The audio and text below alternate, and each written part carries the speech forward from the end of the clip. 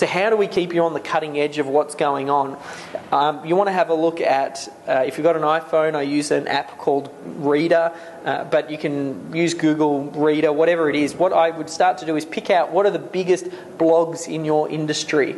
So what are the blogs where people are talking about what's going on in your business, and you can get what's called an XML feed. It's just a link, a URL. You copy and paste that into your Google Reader, and what it does is it just collates all of those blogs into one place. So instead of having to look at 500 different websites, you can go to one place and read all of the news about what's going on in your industry.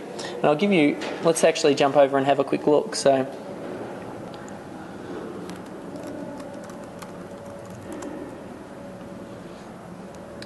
okay, so this is in my Google Reader. So basically under here, like I've put it into different categories on the left here, but basically I've got like a little SEO section, and you can see here are all of the different websites that I've got under SEO, because I'm trying to keep up to date with what's going on in SEO. So I put them under this one category, and then on my iPhone I can have a look and I get all of these. These are like little news reports. So I don't read the newspaper like most people read the news. I read it through Google News, because I can really tailor what news I'm consuming. Like certain things aren't of interest to me and other things are much more important. So I want to know what's going on in SEO. I want to know what's going on in Web 2.0. I've got my own sites and things like that. So basically I'll sit through on my phone and I can scan through what's going on. Now, how can you use that information? It's great for putting it in your own blogs. It's great for retweeting it out. Like it shows that you're on the cutting edge, because what does a market leader do? A market leader breaks news. As news is breaking, they help disseminate that info. This is important. You need to be listening to this. So that's why I do it, and it's great. Another way, which we talked about, is making sure that you use Google Alerts. So either through Google Alerts, you can set whatever your big keywords are that are most important to you. Set it in Google Alerts so you get notification. As it happens, you can react to that information.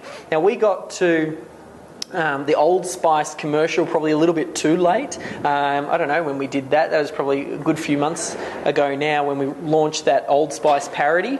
But the video for Old Spice had been around. It was a year old by the time that we got to it. We still got some really good watches for it and some great feedback. But what would have been better is if, as that was breaking, if we did the parody then we would have rode in the slipstream of that video and it blowing up and everybody getting media attention and all that type of stuff. So you want to try and make sure that's why you use Google Reader and Alerts. If you can create content around what's happening, that's really where you get the benefit. It's almost like they say in the stock market, all boats rise on a floating tide.